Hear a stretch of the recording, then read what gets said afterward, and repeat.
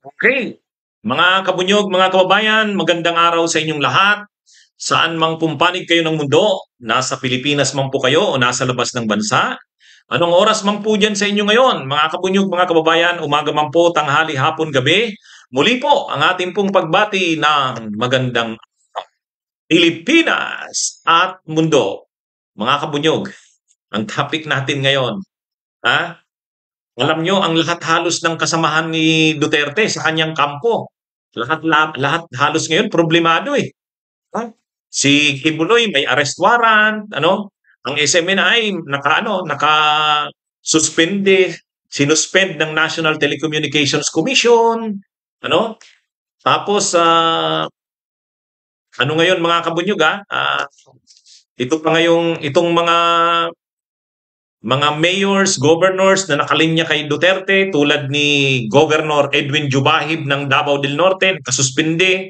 Si Mayor Mike Rama ng Cebu City, nakasuspinde rin. Ah, yung mga pulis na sumunod sa order ni Baste Duterte, nakarelieve din. Kaya halos lahat sila. Ang daming problema. Ang daming problema nila. Ngayon, sa kampo ni Duterte, isa pa ngayon na problemado itong si Normisware. Itong si Normisware. Bakit? Bakit mga kabunyag problemado? Nung isang araw, nahatulan siyang guilty ng Sandigan Bayan. So, hinatulan po siyang guilty sa graft. Ibig sabihin na kasuhan itong si Normisware ng katiwalian. Graft. Sa Sandigan Bayan at siya po ay guilty, mga kabunyog, mga kababayan. Kaya ngayon, na posibleng itong si Normisware ay makulong, makulong mga kabunyog, mga kababayan. Bakit siya nakasuhan? Bakit siya nahatulang guilty? Kaugnay po sa korupsyon.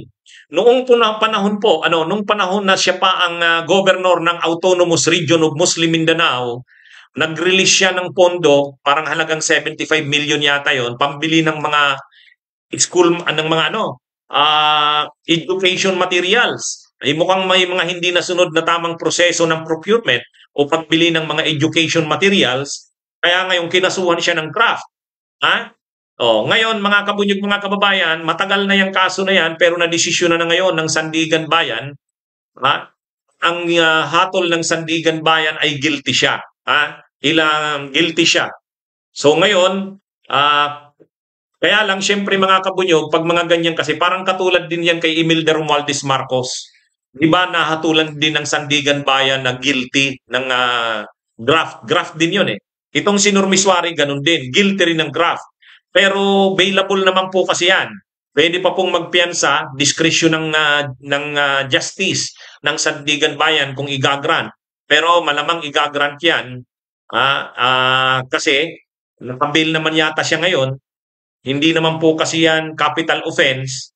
Hindi naman po ang parusa niyan life imprisonment or reclusion perpetua. Kaya po yung kaso na yan ay bailable. Ay ngayon, kahit convicted na yan sa Sandigan Bayan, pwede pa silang mag-appeal sa Korte Suprema. Pag nag-appeal sila, pwede pa silang magpiyansa, bail, pending appeal. Yan po ang dyan. Pero, syempre, ang malinaw dito, nahatulan ng guilty si Miswari. Kaya galit na galit si Miswari sa administrasyon ni Marcos. Mayroong kumakalat ngayon ito, kinakalat ngayon ng SMNI at saka ng DCAR, mga vloggers ng Duterte, Marcos admin, traidor. Bakit sinasabi nilang traidor? Sinasabi nilang traidor dahil si Miswari daw, si Miswari kasi Duterte yan eh. Ay nung panahon ng elections ng 2022, yung mga tao ni Duterte sumuporta rin kay PBBM, kay Marcos Jr. kasi uniteam nga eh. O ngayon, nanalo ang uniteam, nanalong presidente si Marcos, vice president si Sara.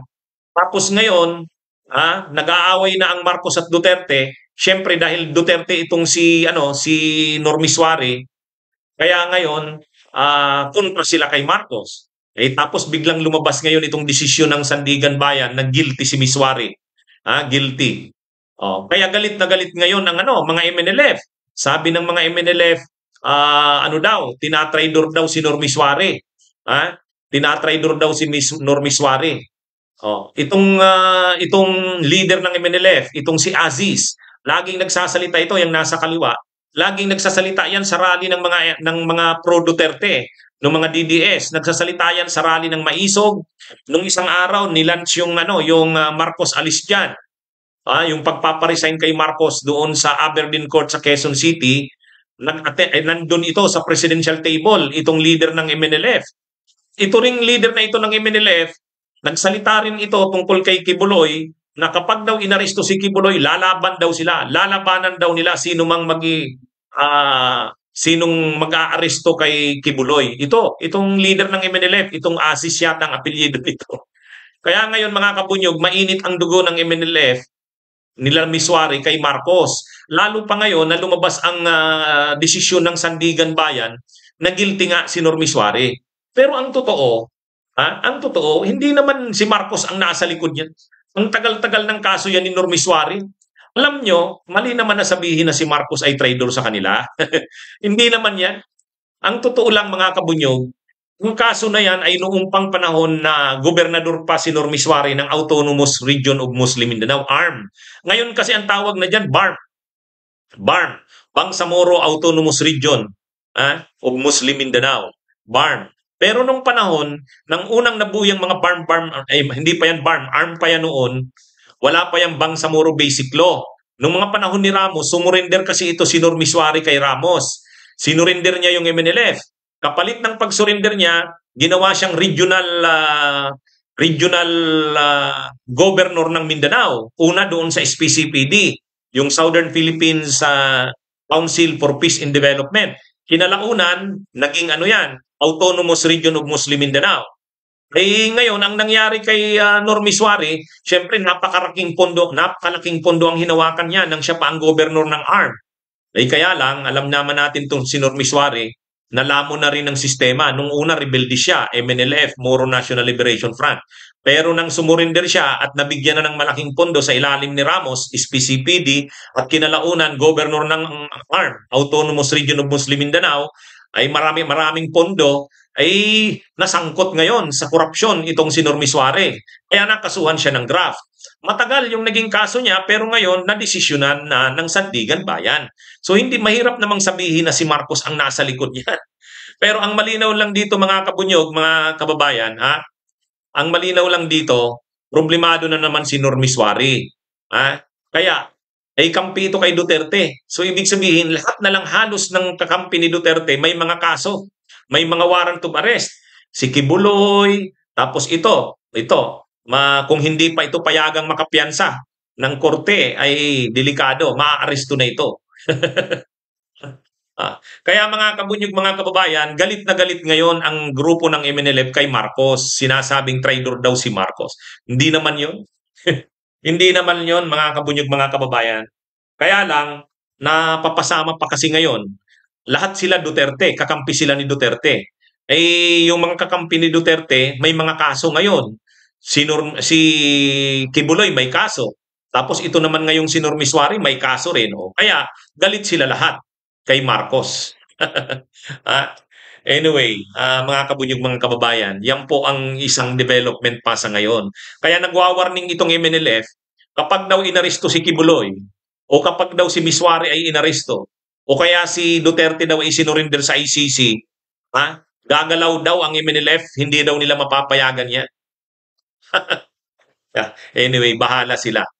Sa ngayon kasi, ang gobyerno ng Bangsamoro Autonomous Region of Muslim Mindanao, yung BARM, hawak na ng MILF, hindi na ng MNLF. Wala na yung MNLF. Hindi na pinag-uusapan sa politika ng Mindanao si Miswari, wala naman siya ng pwersa doon Nung mga panahon ni Ramos, siya ang governor ng SPCPD, kinalaunan ng Autonomous Region of Muslim Mindanao. Pero nung bandang uli, ang nakapagpistoks na sa gobyerno, MILF, yung grupo ni Hashim Salamat sa ni Alhaj Murad. Nakipagpistok siyan panahon ni Pinoy. Tapos nagkaroon ng peace agreement panahon ni Duterte. Kaya nga nagkaroon ng Bangsamoro Basic Law. Tapos ngayon, hindi na ARM ang tawag, kundi BARM. Ngayon, sa BARM, Bangsamoro Autonomous Region of Muslim Mindanao, ang humahawak ng mga matataas na posisyon sa gobyerno dyan, governor ng BARM, ministers ng BARM, yung mga parlamento ng BARM, ang mga humahawak yung grupo ng MILF. Kaya wala na itong si Miswari. Ang inaasahan sana ni Miswari dahil nanalo si Marcos, sinuportahan nila si Marcos kasi DDS sila na nagsuporta kay Marcos. Ang inaasahan nila, sila yung ilalagay sa panahon ni Marcos sa mataas na posisyon ng Bangsamoro. Pero hindi. Panahon naman na ngayon ng MILF. Noon kasing panahon niya ni Ramos, panahon ni Ramos, si Normiswari ang malakas noon. Ay ngayon wala na eh. Weather lang yan eh. Tapos ngayon, naparusahan na na-convict pa, nahatulan na guilty ng graft. Malaking problema ng kampo ni Miswari. Anyway, yan mga kapunyog, mga kababayan, yan po ang nangyayari ngayon sa Mindanao. At itong grupo ni Normiswari, MNLF, ginagatungan nila na magalit ang mga tao dito sa administrasyon ni Marcos.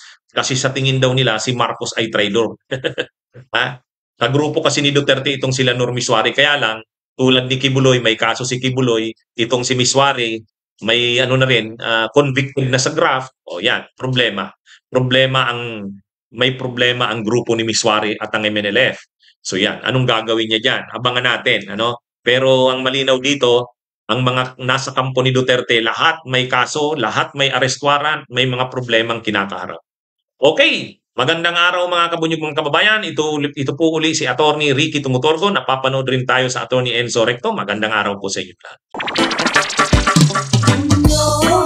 May kulanong salita na ang ibig sabihin dito ay ang pagkakaisa. Bunyog Party List. Halika na, Bunyog Party List ka na. Halika na, Bunyog Party List ka na. Sa susunod, ang atinang suportahan, Bunyog Party List, nagtataguyod ng katotohanan, lumalaban para sa bayan.